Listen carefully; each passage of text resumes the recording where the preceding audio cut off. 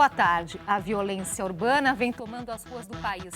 Só neste ano foram registrados 18 casos de linchamentos e espancamentos coletivos. O número disparou um alerta para os casos de violência fútil cometidos pela população.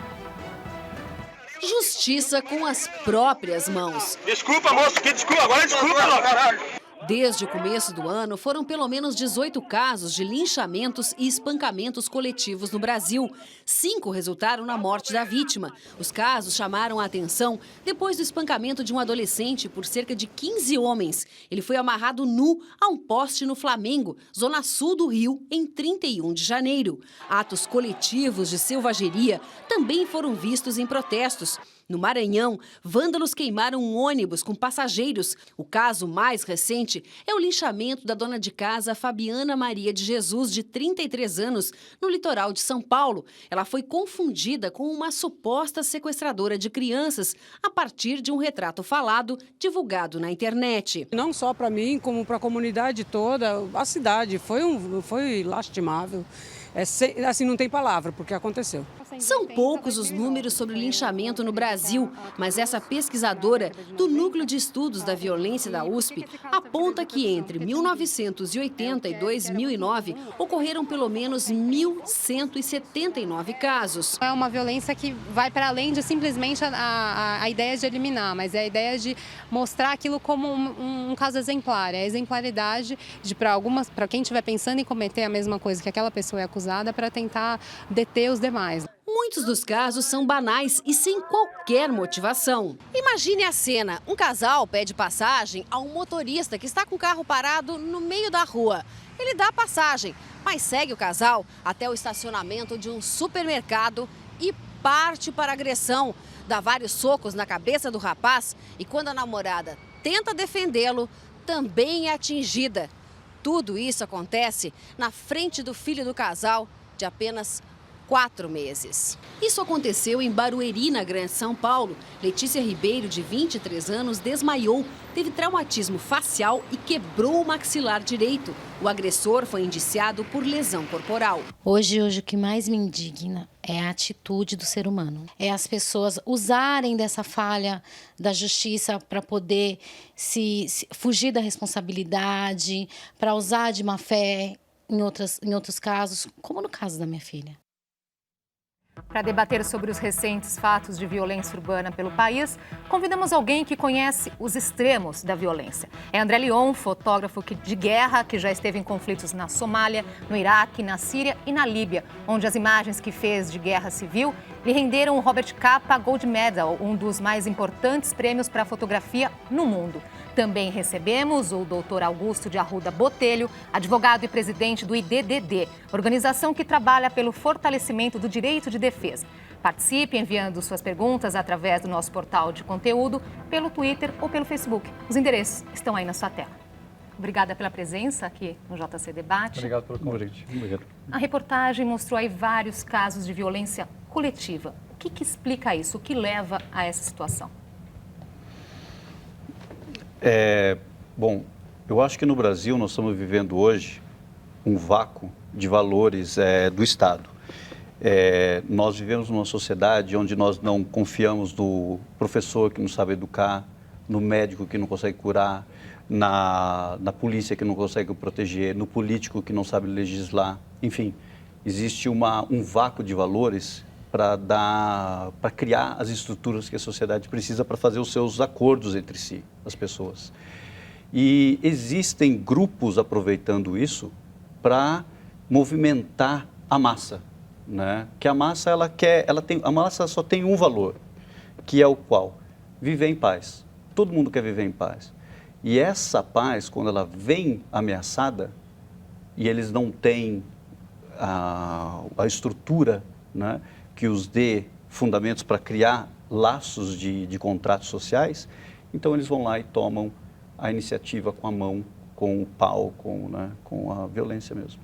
Doutor Augusto, o André disse aí, né, das pessoas que comandam a massa. Pois é, todo mundo que está envolvido nessa massa, nesse tipo de atitude, de violência coletiva, todos têm consciência do que estão fazendo? Cada uma dessas pessoas? Eu acredito que não.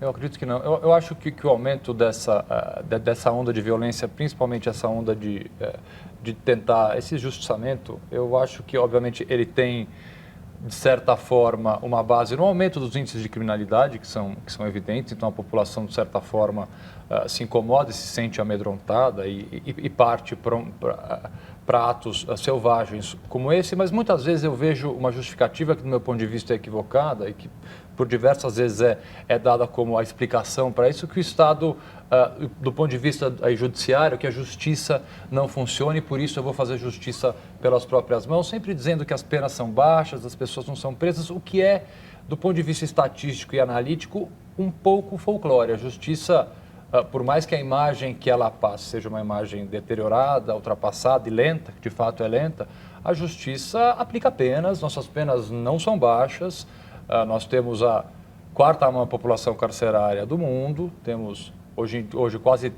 600 mil presos no país. Então, a justiça, quando consegue, ela aplica a pena e as penas não são baixas em nosso país. Esse folclore um pouco de que preciso fazer alguma coisa porque o Estado não faz nada, isso precisa ser um pouco superado. Pois é, mas punir é o suficiente? Colocar uma pessoa no nosso sistema carcerário? Porque nós sabemos que o número de reincidência é muito grande. Pelo contrário, não é absolutamente nada suficiente, é justamente o contrário. Nós temos uma política de segurança pública e uma política criminal de encarceramento, no meu ponto de vista, absolutamente equivocada. Nós vivemos hoje, nós pegamos, a população carcerária do Brasil subiu 30% nos últimos 5 anos. Os índices de criminalidade não reduziram. Então, o diagnóstico que eu posso fazer, e é um diagnóstico relativamente simples, é que prender simplesmente não basta. Ainda mais um sistema absolutamente carcerário falido que nós temos. Então, o índice de incidência é gravíssimo e é altíssimo justamente porque as condições e a prisão e o tipo de prisão que nós temos hoje não funciona. Não funciona. Isso é sabido, não funciona, precisa de vontade política para mudar, mas não funciona. Esse sistema que nós temos hoje não funciona. E o que é preciso mudar? Assim, eu discordo de um ponto, que é a questão de quem movimenta a massa ter ou não consciência. Eu acho que eles podem até não ter consciência do resultado que possa chegar, por exemplo, no linchamento, mas eles têm intenção de movimentar a massa. Não discordamos, concordamos. Ah, tá. Então, tá bom. Então, assim, se é consciência ou não, eu não sei, mas é que intenção eles têm. Por exemplo, quando uma pessoa cria uma página no Facebook que chama Guarujá Alerta, ele se coloca como a pessoa responsável em manter todos aqueles seguidores dele como em alerta, né? O que eu acho hoje, né, o que precisaria ser feito no Brasil, parte muito de um princípio, de uma educação, né, que seja realmente equalitária, né? Que, por exemplo, hoje a escola particular e a escola pública são muito diferentes. Assim, nós temos hoje duas culturas diferentes crescendo no Brasil, que não tem miscigenação cultural no Brasil. Então, ao mesmo tempo que nós temos no Brasil uma sociedade que é ocidentalizada, que vai viajar para o exterior, que consome os bens que o mundo, né, desenvolvido tem, nós temos uma outra cultura que agora ela está sem saber o que fazer. O que nós fazemos? Então, e isso cria valores realmente diferentes. Então, acho que hoje no Brasil, o grande problema é a educação e tem que ser uma educação equalitária, que dê para todos os mesmos princípios sociais. André, você esteve na Somália, na Síria, cobrindo conflitos, a guerra. Agora está aqui no Brasil registrando a violência urbana. Aqui no nosso país nós temos algumas imagens do seu trabalho. Olha só essa primeira imagem aqui que é chocante, uma criança com uma arma na mão. Uhum. Qual que é a frequência de encontrar uma imagem como essa? Em que situação que você encontrou? Como fotógrafo, para um fotógrafo fazer uma foto como essa é raro, porque ele vai precisar realmente de um trabalho por trás disso que o leve a ter condições de chegar até lá, explicar que eu vou realmente fotografar isso e eu não vou compartilhar com a tua ideologia. Não estou aqui para te defender, né? Agora, uma cena como essa, todo mundo no Brasil sabe que existe, né? Por exemplo, eu acho que todo mundo hoje que compra drogas na periferia vai comprar droga de uma criança. Eles sabem que eles estão comprando droga de uma criança, né? E esse é um grande problema que eu acho que hoje, por exemplo, do debate da descriminalização das drogas, que as pessoas falam, olha, se discriminar, o crime vai diminuir. Mas eu gostaria de ver, por exemplo, as pessoas que são a favor da descriminalização das drogas, falar assim, vamos fazer um experimento social. Vamos fazer o seguinte, vamos ficar 1 ano em abstinência, a ponto de que nós não realmente façamos com que o mercado da droga diminua, para provar que a violência vai diminuir, e aí, assim, nós podemos conversar com os políticos de frente a frente, sem manter a sociedade refém de uma ideia de que, olha, eu vou continuar comprando droga de crianças, né? E a culpa não é minha. Eu gostaria de não precisar comprar drogas de crianças, mas é uma situação de refém. Agora, doutor Augusto, uma imagem, o André comentou, né? Essa cena todo mundo sabe que existe, de uma criança com uma arma na mão. O quanto isso choca a sociedade, o quanto as cenas de violência urbana que nós estamos presenciando, aí essas notícias, não vem anestesiando também. Claro, não, choca bastante. E com relação a esses últimos acontecimentos, falando especificamente do caso do Guarujá, que é um caso absolutamente triste, assustador, bastante preocupante, mas curioso em um ponto. Várias manifestações que eu li diziam o seguinte, foi linchada uma pessoa inocente. E esquecemos, portanto, que o linchamento por si só é absolutamente reprovável. E apenas atitude, independente da pessoa ser inocente ou culpada. Independente disso, a pesquisadora da USP que falou há pouco, disse que os casos de linchamento em nosso país são muito mais frequentes do que se imagina. Obviamente, hoje em dia, as redes sociais e a facilidade de se gravar uma imagem com o celular, ela acaba trazendo ao grande público essas imagens com maior frequência, mas esses casos acontecem. E me causou certo espanto essa revolta, essa indignação, especificamente nesse caso, por se tratar de uma inocente.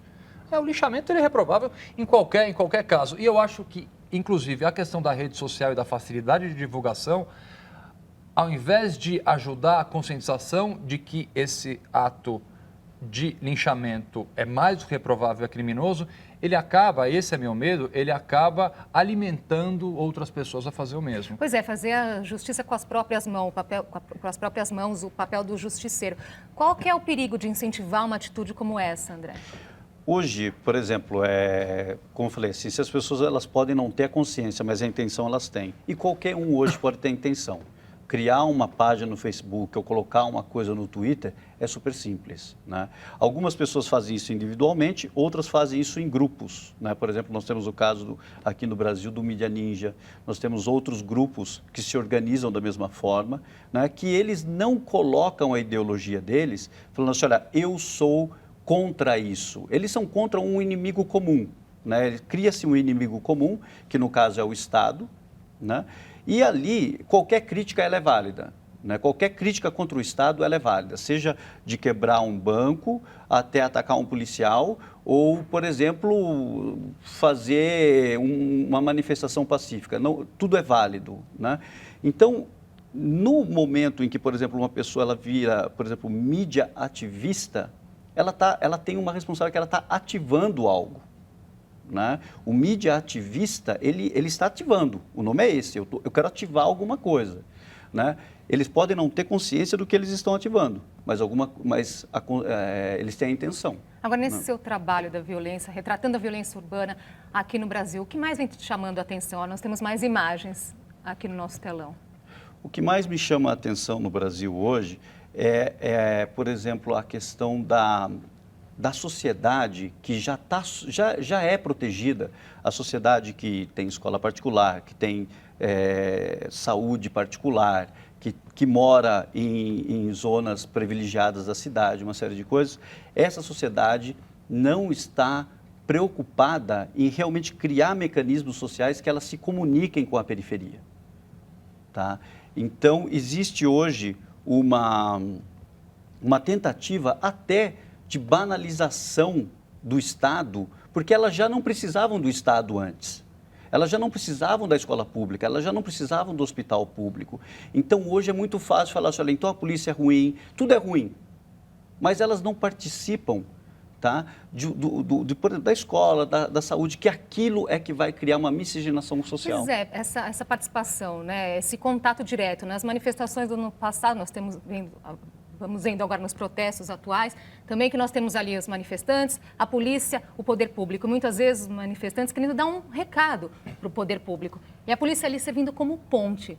Como fazer essa ligação direta, sem precisar ter esse confronto tão violento, doutor Augusto?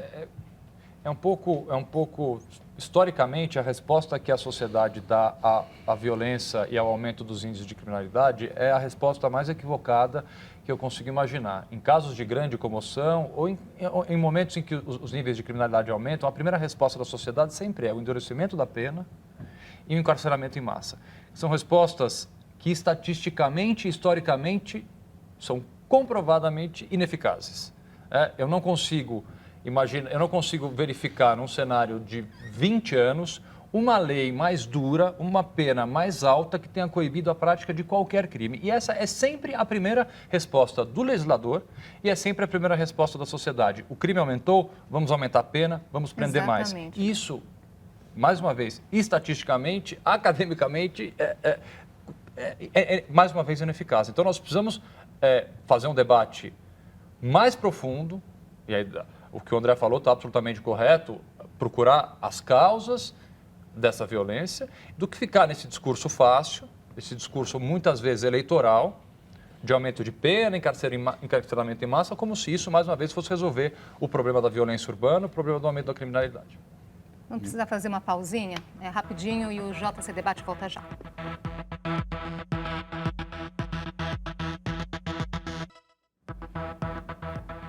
Já estamos de volta. Hoje debatemos a violência urbana no Brasil.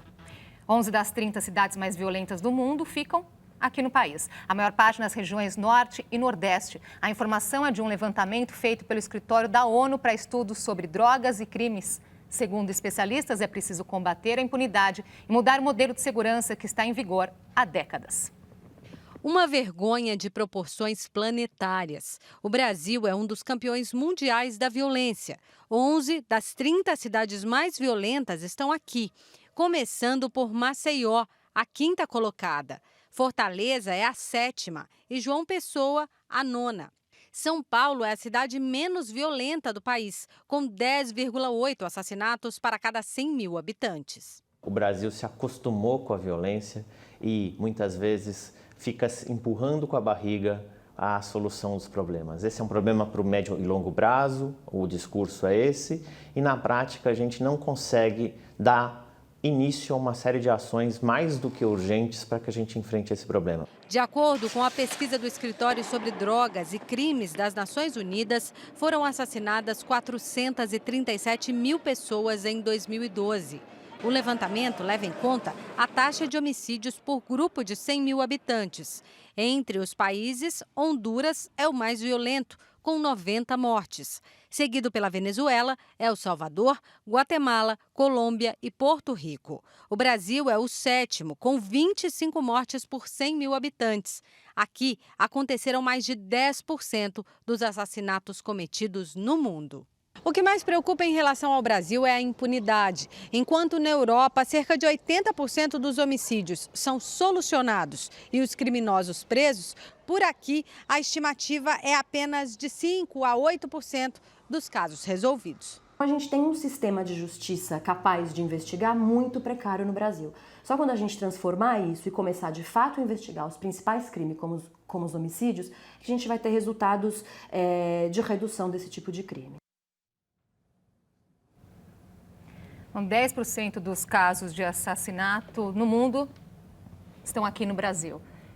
Qual é a diferença da guerra que é vista lá, nos conflitos em outros países, e aqui nós vemos aqui a violência urbana, que muitas pessoas também chamam de guerra, André? Então, é equivocado dizer que o Brasil está em guerra. O Brasil não está em guerra. O Brasil ainda tem um Estado civil que funciona, né? As pessoas podem sair na rua, as pessoas podem, enfim, viver. Guerra é muito diferente. A guerra, ela vai... Os serviços públicos, por exemplo, na Síria hoje, né? Se o presidente da Síria oferecer aos rebeldes, olha, vamos melhorar as escolas, vamos melhorar os hospitais, não tem acordo. Eles querem realmente a caída do governo, né? Aqui, quando acontecem os assassinatos, esses assassinatos eles podem ser resolvidos lá atrás, né, com melhor educação, com melhor saúde, com tudo, não, com tudo ao redor disso, que forme uma sociedade civil forte, ter uma sociedade civil forte. Agora, existem pessoas, essa mentalidade de que o Brasil está em guerra, aí elas querem realmente que o Brasil haja como fantasie está em guerra, né? Pode ser a polícia, algumas cabeças de dentro da polícia acham que o Brasil está em guerra, gostariam que o Brasil estivesse em guerra, talvez, né? Grupos como, eu acredito, grupos como o Mídia Ninja e outras coisas, gostariam que o Brasil estivesse em guerra, outras coisas, mas o Brasil não está em guerra.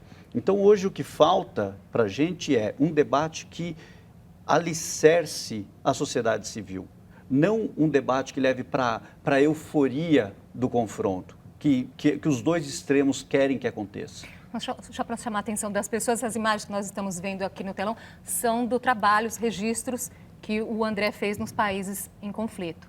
Agora, doutor Augusto, a reportagem que nós vimos agora anteriormente chamou atenção para a questão da impunidade, né? Que a violência urbana é uma consequência da impunidade.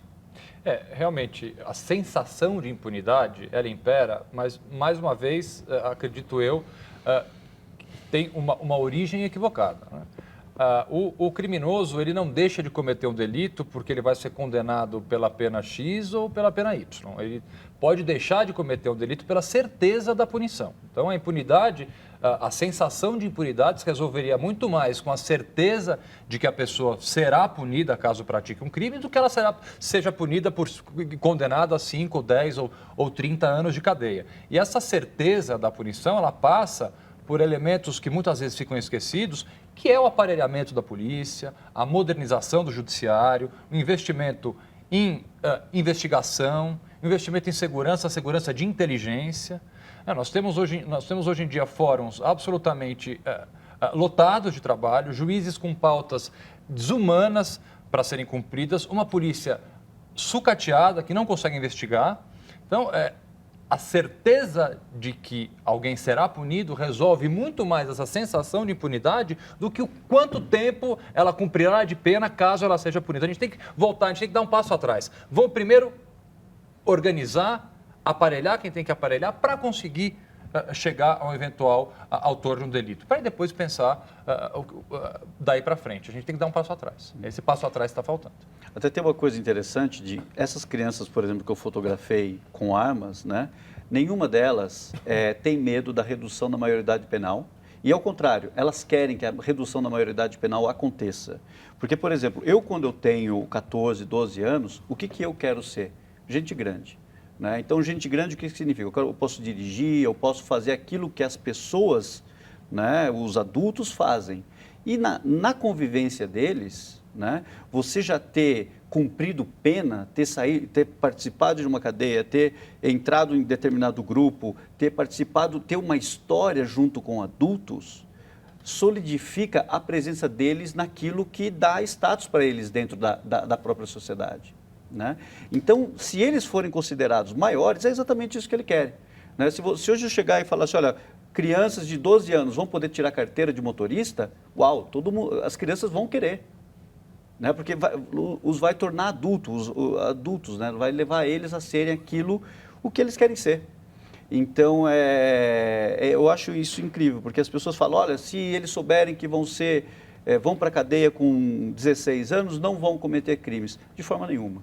Eles vão continuar cometendo os crimes e eles não estão nem aí, eles estão de acordo com isso. Agora, André, você sentiu na pele as consequências de uma desigualdade social, né? Você nasceu lá no distrito em Botucatu, no interior de São Paulo, passou pela pobreza, foi uma situação difícil.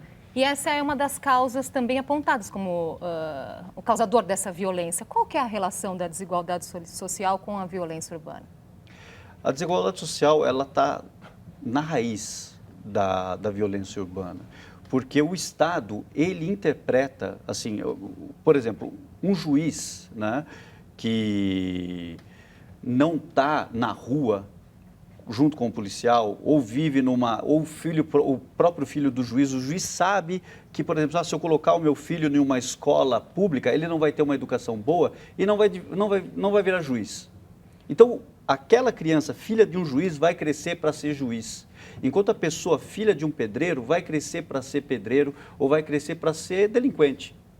né? Nós não temos uma sociedade que dê as mesmas possibilidades e não só as mesmas possibilidades, mas coloquem no mesmo convívio uma pessoa que é filha de um pedreiro e uma pessoa que seja filha de um juiz, para que elas duas possam decidir o que ser, sabe? Hoje no Brasil as pessoas nascem já meio que predestinadas a serem alguma coisa. Nosso tempo está acabando. Para encerrar rapidamente, o que precisa de fato ser feito para a gente mudar toda essa realidade que nós mostramos aqui no programa de hoje? Olha, eu acho que do ponto de vista da justiça criminal, do sistema carcerário, precisa de uma mudança. O sistema carcerário, eu acredito, uma mudança bastante radical.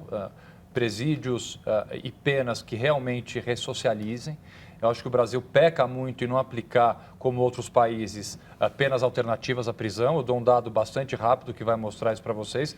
Quando um preso recebe uma pena alternativa à prisão aqui em nosso país, o índice de reincidência desse preso é de 4,9%. Ao passo que uma pena de prisão pura e simples, o índice de reincidência é de 54%. Então, nós precisamos pensar em alternativas a simples binômio prisão, crime, prisão e rua. Precisamos repensar esse desenho que nós temos. André. Eu acho que nós temos que criar uma sociedade onde nós não a reeducação de indivíduos não seja tão necessária quanto é hoje. Porque é muito caro. Nenhum país do mundo consegue gastar dinheiro como o Brasil gasta em reeducar pessoas. Nós temos que educar com qualidade para não precisar chegar ao ponto de reeducar alguém. Muito obrigada pela participação de vocês. Eu que agradeço o convite. JC Debate fica por aqui. Mais informações sobre o Brasil e o mundo você encontra no cemais.com.br/jornalismo. Espero você amanhã, 1h30 da tarde. Até lá.